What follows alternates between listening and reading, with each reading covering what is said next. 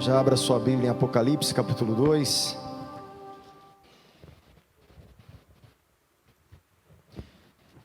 Deixa eu só deixar registrado aqui na gravação, como nós perdemos, infelizmente, questões técnicas aí, perdemos a aula passada, que nós demos início, inclusive, à leitura da mensagem a Tiatira. Então, hoje nós estamos continuando sem a aula passada. Então, eu vou ler novamente o que a gente leu a semana passada e dar continuidade. Eu não vou fazer as observações da semana, mas o pessoal de casa que tem acompanhado, dá para pegar e entender aí, tá bom? Só preciso fazer esse registro, que nós ficamos, na verdade, sem duas gravações, tá? Infelizmente aí, questões técnicas aí da tecnologia, às vezes acontece, tá bom? Então, pessoal de casa, nós estamos continuando a aula depois de duas falhas aí de gravação. Vamos lá? Apocalipse capítulo 2, versículo 18, vamos ler novamente a mensagem a Tiatira.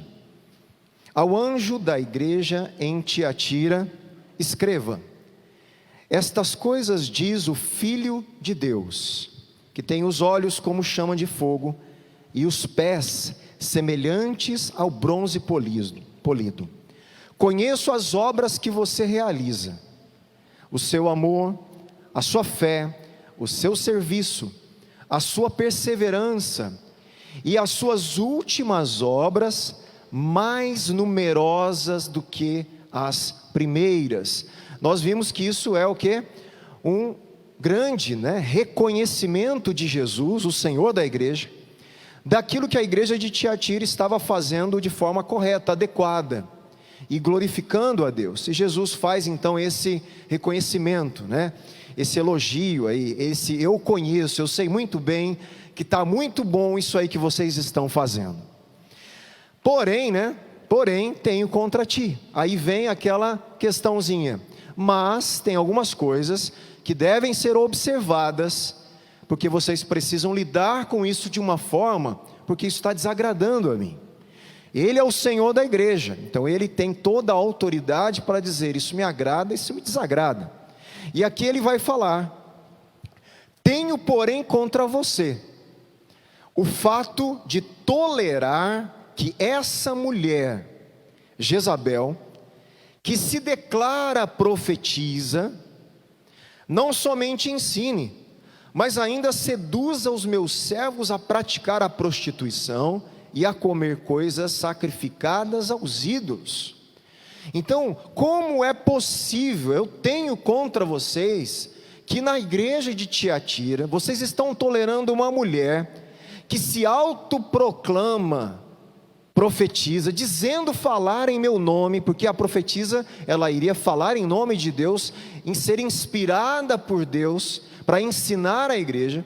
Ainda você acolhe os ensinos dessa mulher, e permite que ela os leve a uma prostituição espiritual, mas provavelmente com cunhos também relacionado às questões sexuais. Lembra que isso também, eu preciso falar, no mundo da época, os cultos pagãos, muitos cultos, a parte da prostituição era cultual. Então isso também a gente tem dificuldade de ver isso. Então não era só uma prostituição, às vezes, só a imoralidade ali, às vezes era um envolvimento de uma prostituição justamente dentro de um ambiente pagão, idólatra, servindo aquelas deusas. Você vai ver deuses que tinha prostituição cultual, fazia parte do culto, tá? Então não necessariamente, mas o que eu estou dizendo é, a mentalidade deles funcionava assim. Então uma coisa levava a outra de uma forma muito fluida, muito tranquila, tá? Aí vamos lá, onde a gente parou, versículo 21. Aí Jesus fala para Tiatira, está falando a Tiatira, mas está falando agora de Jezabel. Fala assim: eu dei-lhe tempo para que se arrependesse, porém ela não quer se arrepender da sua imoralidade.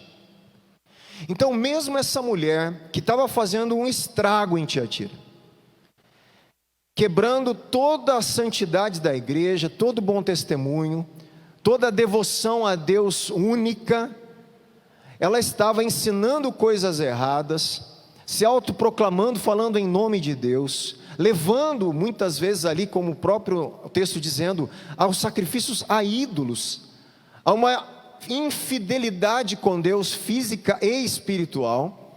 Vocês estão tolerando. Essa mulher, mesmo ela, recebe de Jesus uma possibilidade de se arrepender.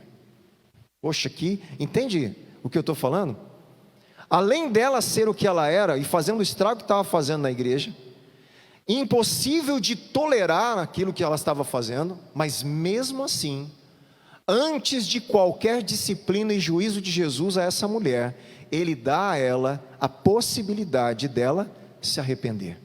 Isso é graça, meu irmão, misericórdia, compaixão de Jesus, né, em situações muito graves que estavam acontecendo na sua igreja. Mas Ele diz, porém, quer dizer, infelizmente, ela não quer se arrepender da sua imoralidade. Tá? Deixa eu ler aqui alguns destaques, a gente vai caminhando dentro das minhas anotações aqui.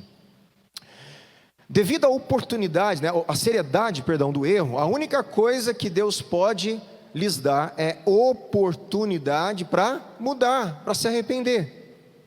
Entretanto, o cronos, a palavra cronos, né, o tempo, está acabando, e o juízo está próximo. Então não tem muito tempo. Eu estou dando tempo para você se arrepender, você não quis, quer dizer, está acabando, logo vem o juízo. Diferentemente de 2, 14 e 20, olha só, a palavra grega para essa imoralidade é porneia, né? Essa é a palavra da onde vem, né, a pornografia, toda essa questão vem de uma palavra grega. Prostituição aqui, em grande parte, um comentarista fala, como eu já mencionei, é uma metáfora, acompanhando a acompanhando a tendência do Antigo Testamento. Em Isaías 57:3 e Oséias 9:1, fala da imoralidade, da prostituição, mas é um âmbito espiritual. Deixa eu ver se eu consigo aqui para vocês verem. Olha só, Isaías 57:3. Mas vocês, filhos de feiticeira, vocês descendentes de adúlteros e de prostitutas, venha cá. Deus está falando seriamente através de Isaías, mas era uma prostituição espiritual, dentro do contexto. Oséias 9, vamos ver se dá para entender aqui. Não se alegre, Israel, nem exulte como os outros povos, porque você se prostituiu, abandonando o seu Deus. Então o que Deus está considerando prostituição? O ato de buscar outro Deus. É uma infidelidade. Vocês estão sendo infiéis, se prostituindo com outros deuses, sendo que vocês teriam que ter a fidelidade somente comigo. É isso que Deus está falando, né?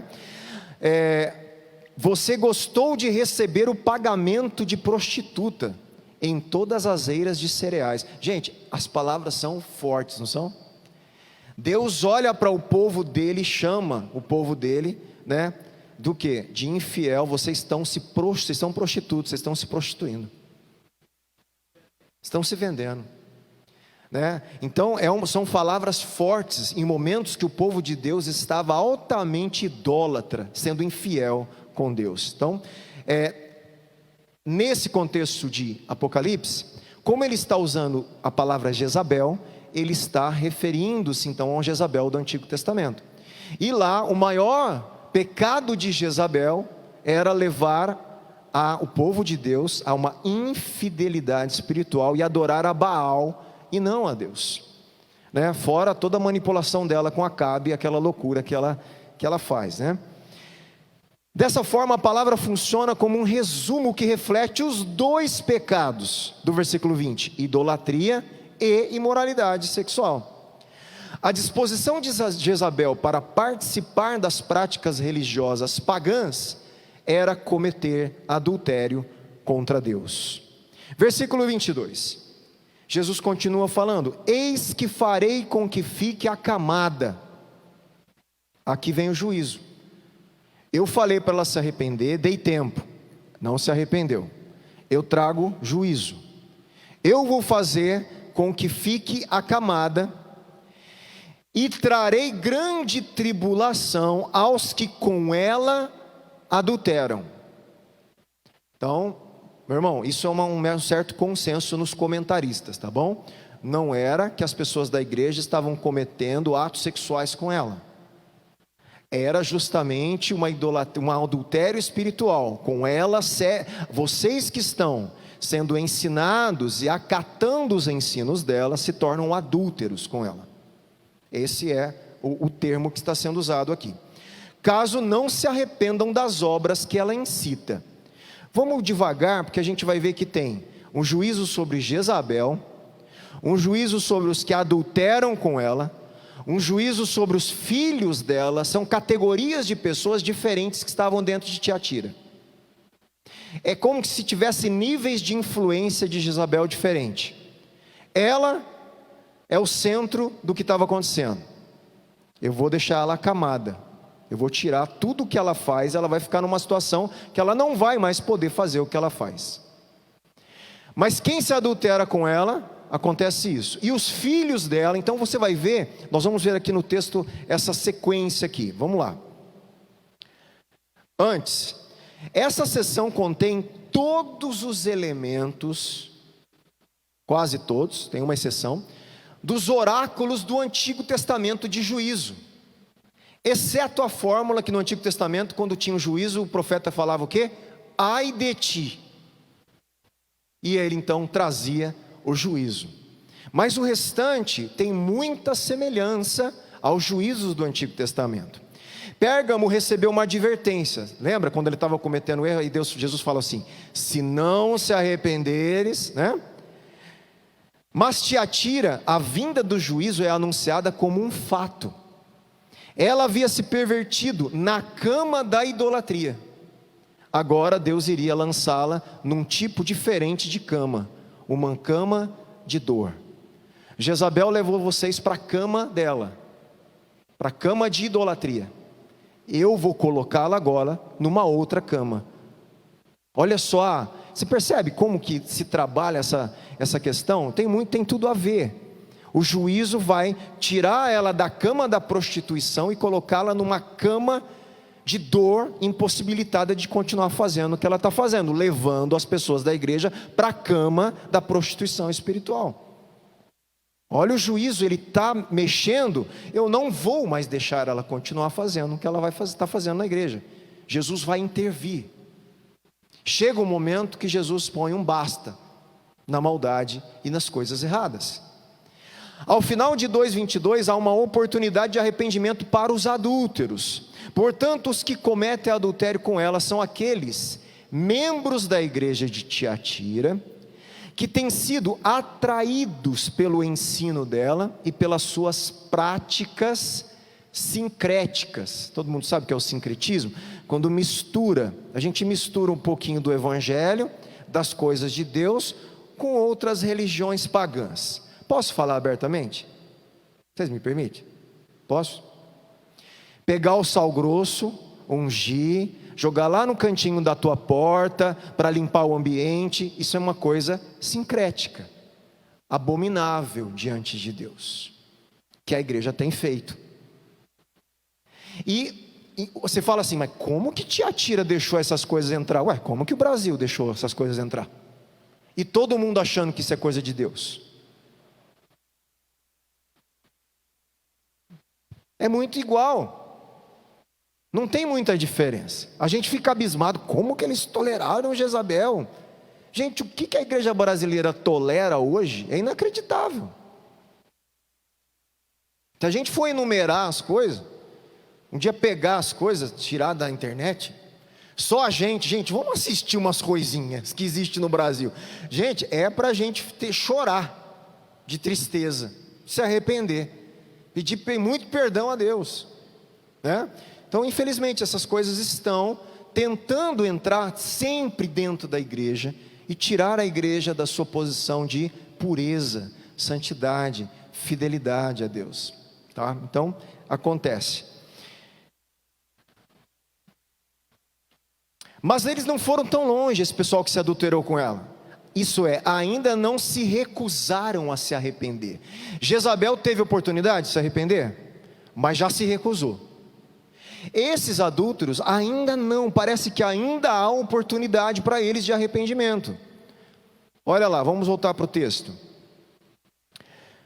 Aos que com ela adulteram, caso não se arrependam das obras que ela incita, iria vir tribulação. Quer dizer que para eles ainda há tempo de se arrepender. Jezabel passou o tempo, ela já escolheu. Mas esse pessoal, trarei tribulação aos que com ela se adulteram, caso não se arrependam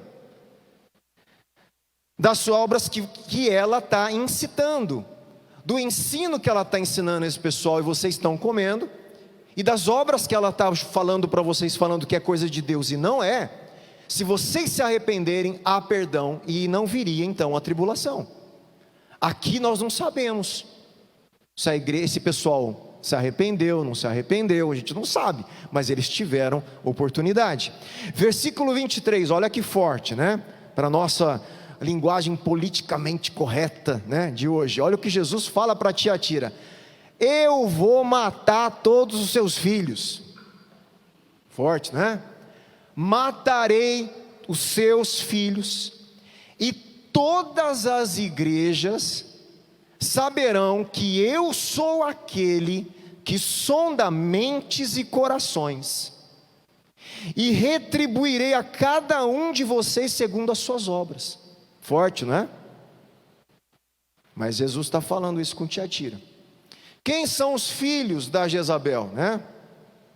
O terceiro grupo aí, depois dos adúlteros, são esses filhos. Provavelmente eles não eram seus filhos de sangue, são os filhos espirituais, as pessoas que ela discipulou, que ela gerou, e que acatou o ensino dela, a tal ponto que eles estavam reproduzindo isso também. Por isso que quando nós, pastores, né, Paulo fez isso na palavra, né, a gente discipula alguém na fé um tempo, o que a gente fala, né? Ou a própria pessoa que está sendo discipulada: ó, essa pessoa é meu pai na fé, ó, esse aqui é meu filho na fé. Por quê? Porque quando uma pessoa começa a acatar o meu ensino, a minha doutrina, a vida, ensiná-la a caminhar com Deus, eu estou gerando um filho espiritual. É óbvio que ela vai ter o estágio dela de meninice, né, de adolescência espiritual, até a maturidade, e ela vai produzir outros filhos espirituais. Não falei que é assim domingo, nós não falamos? Para que a terra seja cheia da glória de Deus. Então, nós vemos aqui pessoas que já eram consideradas por Jesus filiação, já acataram, já foram geradas por Jezabel. E a vocês, né, forte também, ri para não chorar, eu vou matar. Matarei os seus filhos. E ainda, eu quero que todas as igrejas saibam que eu fiz isso, para que todo mundo saiba que eu sou aquele que sabe, que passa em todos os pensamentos de vocês, que conhece todos os sentimentos, todas as intenções, tudo o que você deseja. Jesus sabe. Ele está falando: eu sei tudo, não dá para esconder. Todo mundo vai saber que eu sou aquele que sonda mentes e corações. E outro princípio importantíssimo: eu vou retribuir a cada um de vocês segundo as suas obras. Isso aí é importante, tá? É importante a gente notar que esse é um princípio bíblico. E nós temos uma tensão, uma aparente contradição, um paradoxo que é muito comum na Bíblia. São paradoxos. Na Bíblia, eu não sei se eu já falei aqui, eu já falei em outros lugares, mas na Bíblia tem muitos paradoxos, que na mente humana é incabível. Por exemplo, Deus é um, tudo bem? Só que 3 pessoas. Paradoxo. Nós não conseguimos até hoje fazer essa matemática. Não existe 3 deuses, só um Deus, uma divindade. Só que Deus é Pai, Filho e Espírito Santo. Mistério, paradoxo, tá? Deus elege e predestina todo mundo para ser salvo. Mas se você não acreditar, não crer, e não crer em Cristo e aceitá-lo e viver a tua vida cristã, não há salvação. Peraí, Deus salvou, paradoxos. Deus predestinou Judas a ser o filho da perdição para trair Jesus. Se ele estava predestinado, ele não podia ser culpado. Ele era culpado do que ele fez. Deus responsabilizou Judas por trair Jesus. Ele tinha a responsabilidade de decidir trair Jesus. Peraí, não estou entendendo. Pois é, meu irmão, conviva com isso. Porque a Bíblia afirma sempre as duas coisas juntas. Não há problema nenhum na Bíblia. Há problema com a gente. Pastor, eu sou salvo porque eu acredito, porque eu decidi, ou porque Deus me predestinou? Os dois, meu irmão. Não dá. Se você quiser fazer um só, vai dar errado, o outro vai dar errado também. E aqui nós vamos ver que as nossas obras, elas são importantes, que é o tal da perseverança dos santos, para a nossa salvação. Mas nós somos salvos pela graça. Mas espera aí, eu tenho que perseverar nessa salvação também. Mas o Espírito Santo também me ajuda a perseverar. E agora, sou eu ou ele? Os dois. Esses panes dão na nossa cabeça. Mas nós temos que ler a Bíblia de acordo com o que a Bíblia fala para a gente. E aceitar o que a Bíblia fala para a gente. Jesus falou, ninguém vem a mim se o Pai não trouxer. Não é? Mas eu vim e eles não me receberam. Eles são culpados por isso. E agora? As duas coisas estão na Bíblia. Conviva com isso. E nós não vamos negar nenhuma dessas coisas. Deus endureceu o coração de Faraó. Depois tem texto que fala que Faraó estava com o coração duro e ele ia pagar pelo que ele fez. E aí? As duas coisas estão certas. Conviva com isso. São paradoxos teológicos. E há uma briga de centenas, milhares de anos, vai saber aí, tentando entender essas coisas. Daí é onde surge um monte de teologia tentando ensinar. E falar, não, mas é porque é assim, é porque Deus fez isso não sei aonde e tal. Nós podemos, eu gosto até. Mas eu prefiro ficar com o que a Bíblia diz. De fato, está falando as duas coisas. Eu vou ler o texto sem problema nenhum. Da predestinação, da eleição, da responsabilidade humana, porque está tudo na Bíblia, e é assim que a gente tem que aceitar. Então aqui está falando, eu vou retribuir todo mundo conforme as obras. Lógico que tem a obra de fé, por nós crermos em Cristo, a salvação é estendida a nós. Você viu que parte da obra era a fé? Vocês perceberam isso? Fé, amor, perseverança. Essas são as obras que ele está falando. São justamente as obras que traz salvação. A primeira é a fé. E é óbvio que é a fé em Cristo, Vamos lá mais algumas observações. Vai comigo aí devagarinho. Deixa eu só ver se tem aqui. Olha lá, o resultado da atividade de Cristo contra a seita, essa seita de Jezabel, que virou uma seita dentro da igreja, é que todas as igrejas serão alertadas ao conhecerem o poder que ele tem para julgar. Isso não pode ser tolerado, e é o momento de as outras igrejas perceberem a gravidade da questão. Então o que Deus está fazendo com Tiatira, está servindo de testemunho para as outras igrejas, entende? O que Deus fez com Ananias e Safira, serviu como testemunho e temor para quê? Para toda a igreja. E é assim que está acontecendo esse processo. Às vezes Deus pega uma situação, algo que já é intolerável, traz o juízo, e aquilo é um exemplo para o restante da igreja, para dar tempo para os outros se arrependerem. Nós precisamos nos arrepender. Em 1 Timóteo 5,20, Paulo fala assim: quanto aos que vivem no pecado, repreende-os, na presença de todos, para que os outros também tenham temor. Então aqui nós entramos num problema sério que eu toquei em outra situação, na disciplina eclesiástica. Nós, na nossa cultura politicamente correta, mas gente, Jesus corrigindo as pessoas na frente de todo mundo. Não, meu irmão, não é só isso. Ele está corrigindo na frente para todo mundo ver. Ah, mas se o pastor faz isso, ele não tem amor, corrigindo a pessoa na frente de todo mundo. Pois é, meu irmão, às vezes o pastor devia corrigir alguns na frente de todo mundo, para ser exemplo para os outros. Jesus faz isso e está ensinando o jeito de pastorear a igreja. Paulo está dizendo para Timóteo: Timóteo, quanto aos que estão vivendo em pecado, repreenda-os na presença de todos. Não chama no cantinho não. Mostra para todo mundo que isso é reprovável diante de Deus. E aí? Sabe o que o povo da igreja fazia hoje?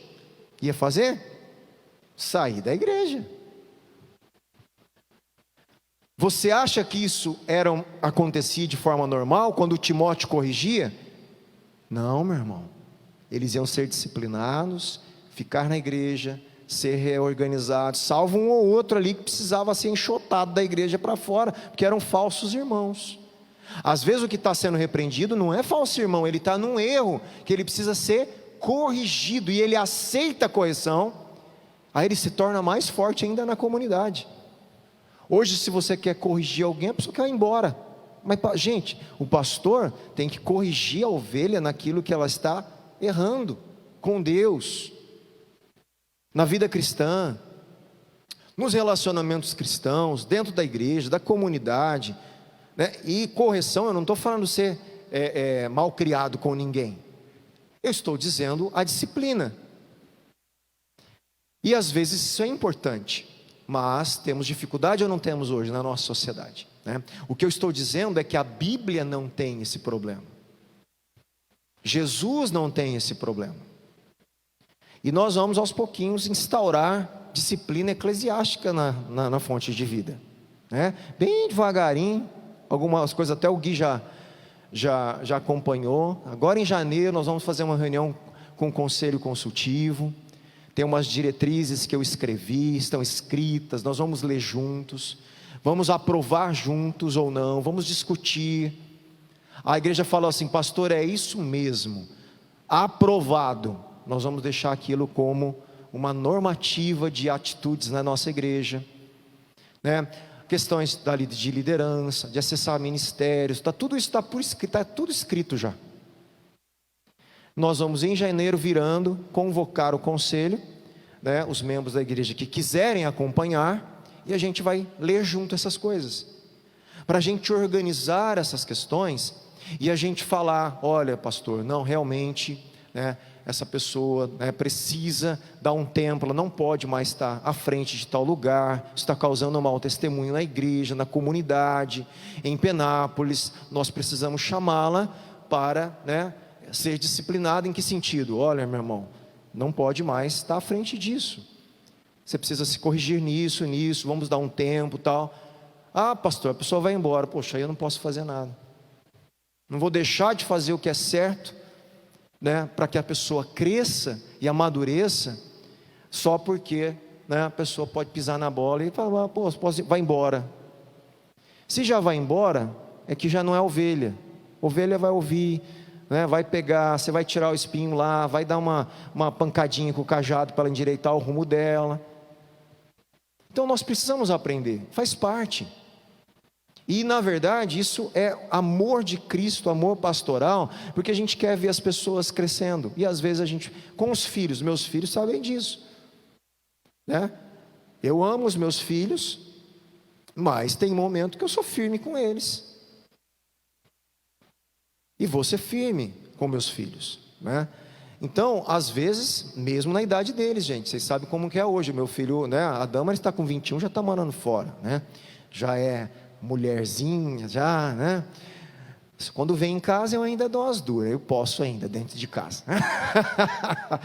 Agora, o Benjamin, 15 anos, olha a fase, 17. Meu irmão, não interessa, né? Fulano, Davi, eu quero que você participe tal dia na terça-feira na igreja. Ah, eu não quero. Filho, o problema é seu, terça-feira você vai estar lá. Simples. Eu não vou ficar discutindo, ele é meu filho, ele tem que me obedecer. E isso eles sabem muito bem. Não fico pegando no pé, não fico, sabe, não sou religioso, legalista com os meus filhos. Tem coisa que eu não ligo. Agora, tem algumas coisas que envolvem a vida espiritual, que envolvem algumas questões, né, de organização, né, da vida deles, que é crucial, importante. Eu vou ser mais firme. E eu faço isso porque eu não gosto deles? Não, meu irmão, eu faço isso porque eu amo meus filhos. Eu preciso ver o Davi e o Benjamim crescer como bons homens, homens de Deus, homens respeitados, homens que respeitam as pessoas, homens que vão ser bons maridos. Eu quero ver isso neles, né? Então a gente precisa às vezes disciplinar, né? Óbvio que hoje eu não bato neles com cinta, na idade que eles estão, né? Apesar das vezes da vontade, né, de pegar um chinelo e dar uma chinelada na bunda, né? Mas não precisa mais. Mas às vezes eu falo, não é possível que vocês vão querer apanhar nessa idade de vocês de chinelo, né? Mas gente, é tudo, né, uma questão. O que o pai quer? Eu quero que o meu filho entre no caminho correto. E a gente não consegue fazer tudo. É aí onde a gente tem que falar para Deus, né? Deus, não consegui não, dá um jeito, porque não estou dando conta. Eu vou entregar na sua mão. Eu vou ficar irritado, irado, né? Queira ou não queira, já estão com 15, né, 17 anos. Mas algumas coisas, meu irmão, tá junto ali. O que Jesus está fazendo com a igreja dele? Disciplinando. Jesus não deixou de amar, mesmo falando coisas duras. Ele deu oportunidade até o último momento, até mesmo para Jezabel. Chega um momento que não é mais, ela fez a escolha, já acabou. E ele precisa parar o que ela está fazendo, porque ela está contaminando a igreja dele. Por mais duro que seja, ele põe ela de cama. Entende o que eu estou falando? E é assim que a gente vê Jesus trabalhando, né? Quando Cristo sonda uma pessoa, ele faz uma investigação, né, crítica dentro de todo mundo, revelando a parte mais íntima do nosso ser. Quem já não passou por isso? Deus revela o nosso coração para a gente mesmo. Fala, meu Deus, Jesus, eu não sabia que estava assim aqui negócio, né? A gente vai lá se arrepender. É um processo, e isso é graça, porque Ele está santificando a gente, né? Jeremias 17:10 diz assim, ó: eu, o Senhor, examino a mente, provo o coração, para retribuir a cada um segundo os seus caminhos e segundo o fruto das suas ações. Retribuirei a cada um de vocês segundo as suas obras. Esse é um princípio, gente, legal do Império Romano. Lembra que a igreja que estava recebendo essas coisas, estavam vivendo debaixo de uma cultura e de um império romano. Apesar de estar na Ásia, a cultura dominante, o império dominante na época era o Império Romano. E Roma, ele fazia isso de uma forma injusta, mas ele tinha a tal da lei lex talionis. Quem estudou advocacia, né, o direito, você vai lembrar dessa lex talionis, que é a lei da retribuição, que implica o julgamento de cada pessoa com base naquilo que ela fez. Ou antigamente, né, a lei até chamada o quê? Olho por olho, dente por dente, que é uma retribuição. Você fala, mas isso é terrível. É lógico que é terrível, né? O que eu estou dizendo é que eles tinham um senso de justiça. Justiça para o povo naquela época significava o quê? Retribuição na mesma medida. Se você tira algo de mim, como a gente traz um equilíbrio na balança da justiça? Eu tiro algo que tem o mesmo valor de você, zerou. Essa é a lei da retribuição, né? E como se pagava a vida? Com vida. É forte. O homicida foi lá e matou alguém, né? De forma do dolo, não é, né?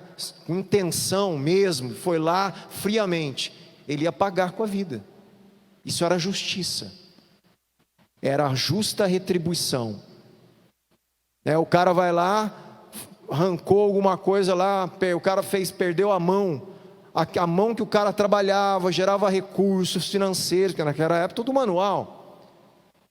Vai lá, arranca a mão do outro, que ele vai viver do mesmo jeito, equilibra a justiça. Eu sei que para a gente isso é terrível, mas essas nações vivem debaixo de uma noção de retribuição. A gente até sabe disso, né? Aquela questão do plantar, né? A gente colhe o que planta. A gente sabe que existe no mundo certa medida de retorno de coisas que a gente faz. Nós conhecemos isso de uma certa lei até da vida, né? Tem gente que se coloca em situações de sofrimento que ninguém precisou fazer nada. Ela se colocou ali, ela está colhendo. Aí ela precisa clamar a Deus para tirar ela dali. Mas foi ela que se colocou. Ela está colhendo, né, um plantio. Então essa lei estava na mente das pessoas. Ela está no centro do livro de Apocalipse também. Eu vou retribuir segundo as suas obras. Eu vou retribuir segundo as suas obras. E também um tema bíblico crucial, iniciado no Antigo Testamento. Repetido inclusive por Jesus, gente. E por Paulo, né? Mateus 17, 27. Porque o Filho do Homem há de vir na glória de seu Pai com seus anjos, e então retribuirá a cada um conforme suas obras. Mateus 16. Paulo, Romanos 2,6, que retribuirá a cada um segundo as suas obras.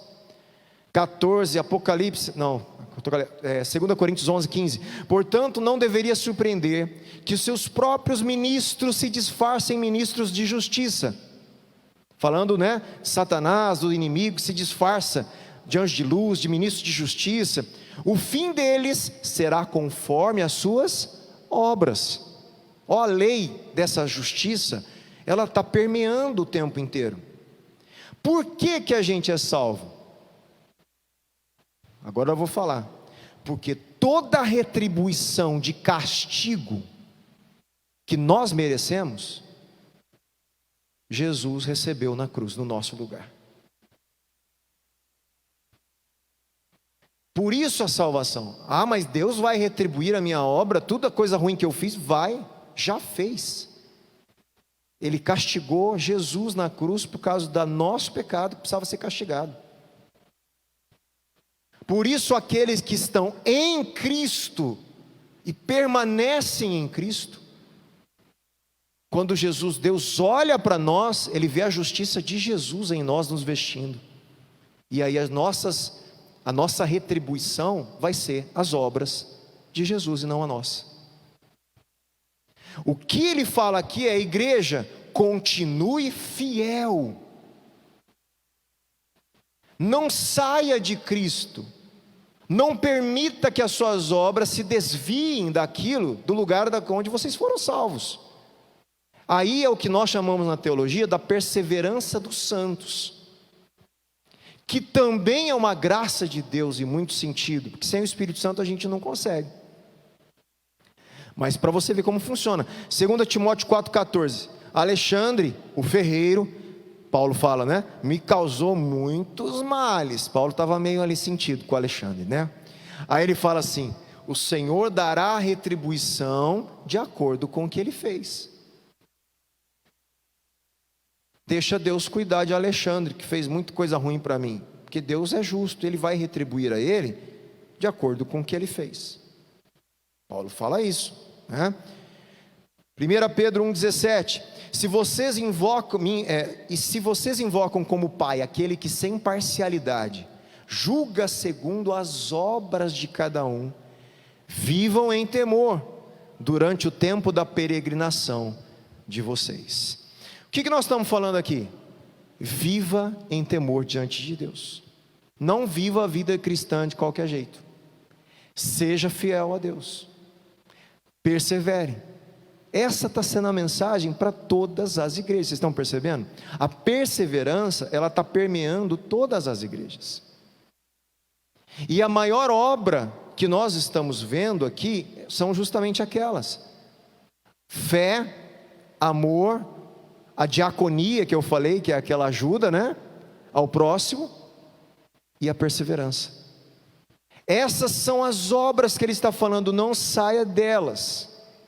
E é óbvio, não adore outros deuses, não misture. Aí era o erro que eles estavam perdendo a questão do que? O ensino falso estava entrando e tirando essas pessoas e fazendo com que eles fossem infiéis a Deus, através da prostituição espiritual e do adultério, né? Então essas obras são as primeiras obras: amor, fé, serviço e perseverança. Nada do que fazemos ou pensamos passará em branco diante do Senhor, que nos julgará ou nos recompensará de forma justa, né? Proporcional. Versículo 24: digo, porém, aos demais de Tiatira. Ele falou de Jezabel, falou daqueles que estavam adulterando com ela, falou dos filhos de Jezabel. Agora ele está falando o quê? Aos demais da igreja de Tiatira. Digo, porém, aos demais de Tiatira: a todos aqueles que não seguem essa doutrina de Jezabel, e que não conheceram, como eles dizem, as coisas profundas de Satanás, não porei outra carga sobre vocês. Agora ele está falando com os fiéis. Ele está falando o quê? Vocês que não foram infiéis, que não adulteraram com Jezabel, que não são filhos dela, que não aceitaram o ensino dela, que não caíram na loucura, né, de conhecer as coisas profundas de Satanás. Tem uma explicação aqui para isso. A gente vai tentar clarear essa explicação, porque senão a gente vai pensar que é muito fácil também não cair nisso. Isso tem uma explicação dentro do contexto e eu vou mostrar para vocês. Mas como que a igreja cai num ensino que Jezabel está falando assim: vamos lá conhecer as profundezas de Satanás comigo? Meu irmão, ninguém provavelmente ia cair nisso. Não é assim que funciona. Alguma coisa está acontecendo, que Jesus está falando que aquilo que ela levava as pessoas a conhecerem, ele considera as coisas profundas de Satanás. Mas ela se dizia profetisa, ela se dizia, se proclamava alguém falando da parte de Deus. Então a gente tem que entender, o engano ele vem sutil, ele não vem escrachado assim. A hora que você vê, você está comendo na mesa de Satanás. Vem de forma sutil e vai, sabe, comendo pelas beiradas, e você vai, acho que não tem nada a ver não. E vai indo, e na hora que você vê, você já está lá, né? É igual aquele ditado, como que é o ditado? Vou cozinhar o sapo lá, na água, na panela, né? Põe o sapo na água fria e começa a cozinhar ele devagarinho, né? Ele fica lá, quietinho, a água vai mornando, vai ficando quentinho, tudo gostoso. Depois está cozido, meu irmão, já era, morreu, né? O diabo vai cozinhando sapo com a gente. Ele sabe que se a gente ele falar assim para a gente: olha, vamos lá que eu vou levar vocês para a doutrina de Satanás. Aí vai falar: pô, lógico que não. Mas e se ele vier inventando coisa usando o nome de Jesus? E se ele vier usando coisas usando a Bíblia? Ou você acha que Jezabel não estava usando a Bíblia?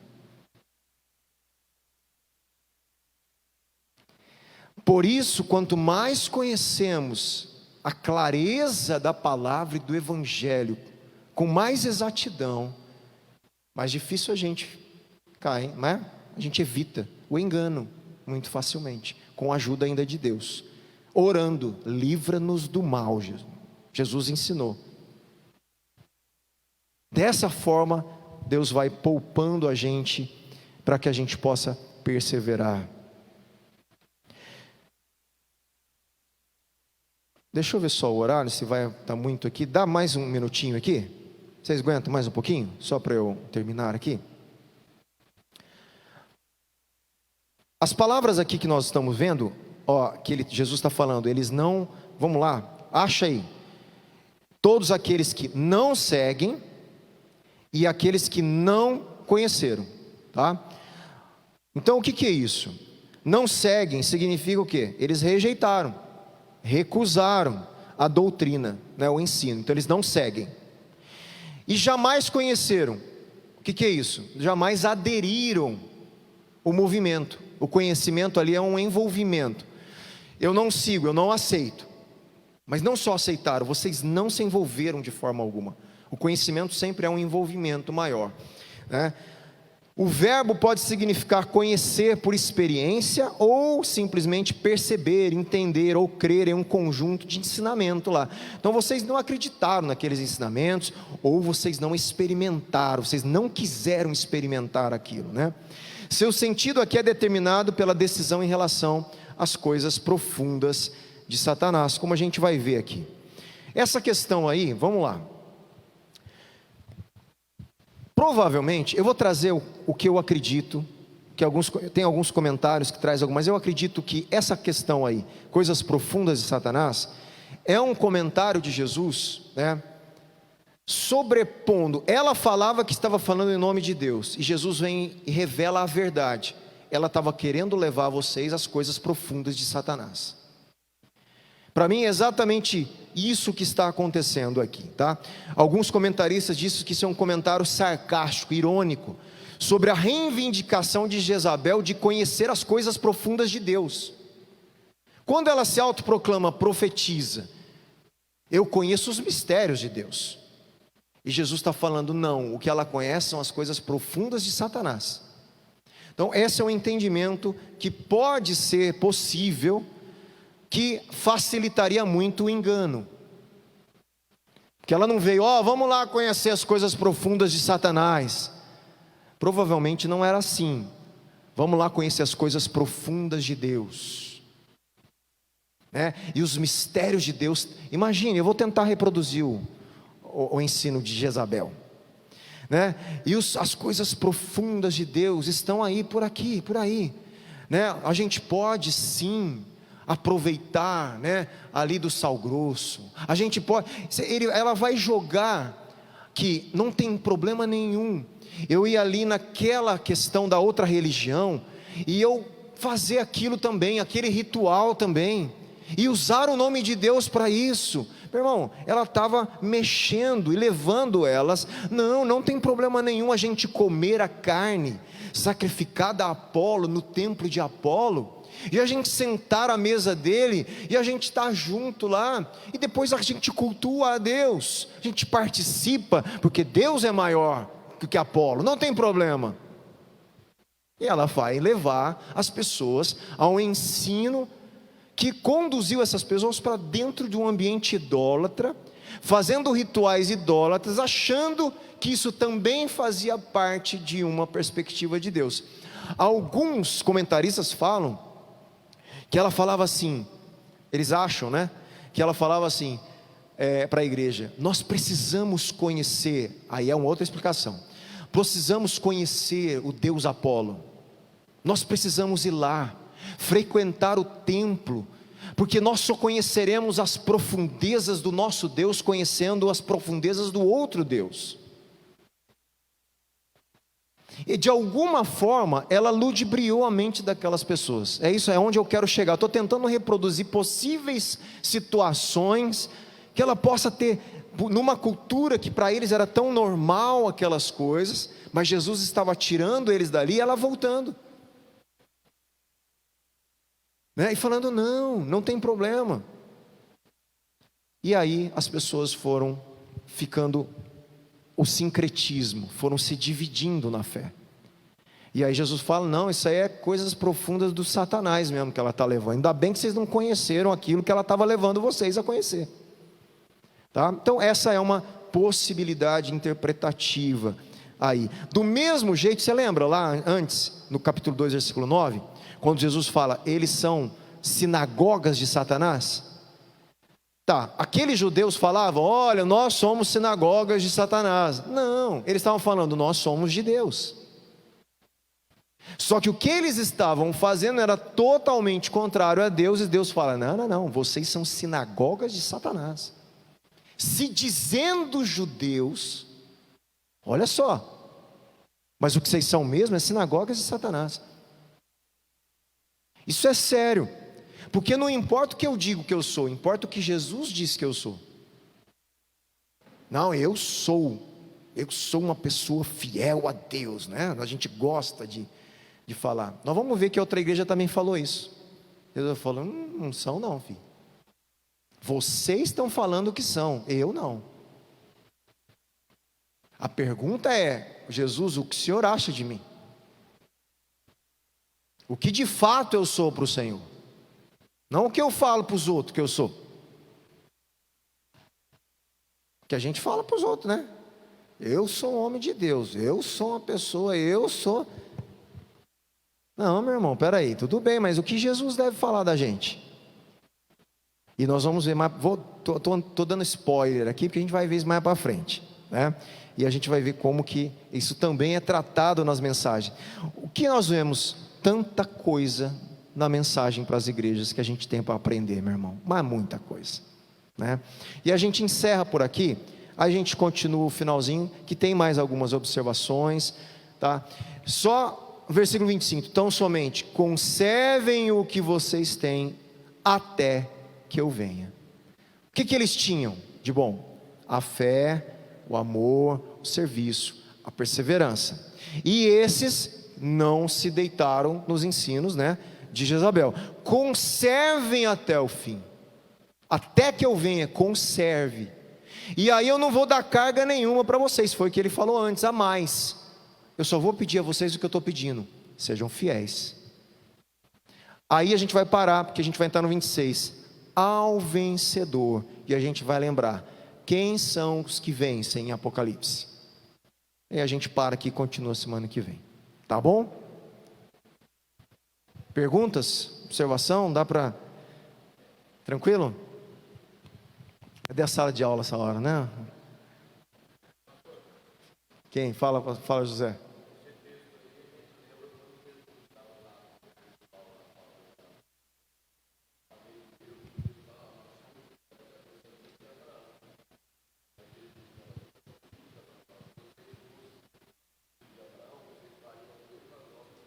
Isso. Na cara deles, exato. Eles se achavam, se autoproclamavam, porque eles eram judeus de sangue, mas o que Jesus estava mostrando, não. Os filhos de Abraão, de fato, não são vocês. Vocês estão rejeitando, ele só não falou isso, mas o que ele está falando? Se vocês fossem filhos de Abraão, vocês receberiam, me ouviriam, porque eu venho dele, eu venho do meu pai, né? Então, vocês não são não, vocês são filhos do diabo, então é forte, né? Vocês são filhos do acusador, do caluniador, do adversário de Deus. E isso, o que deve causar nas pessoas? Não era repulsa, era arrependimento. Porque Jesus nunca quis fazer isso, falar para Jezabel isso. Não, ela queria que ela se arrependesse. Queria no sentido, ele deu oportunidade. Ele dá oportunidade. Mas a pessoa fica tão cega achando que ela é, e que ela não passa a refletir e perguntar, Deus, não é? Deus, é isso mesmo? Me ajuda a ver quem eu sou para o Senhor, amém? Essa deve ser, né, nossa oração aí. Vamos colocar em pé, vamos orar, agradecer a Deus por mais esse dia, e terça estamos juntos aí, continuando a nossa escola bíblica, sem pressa, aprendendo, ouvindo, né? Deixa Deus falar com a gente na leitura de Apocalipse. Aí o pessoal vai do louvor aí nos ajudar, despedir em paz, restante de semana abençoada.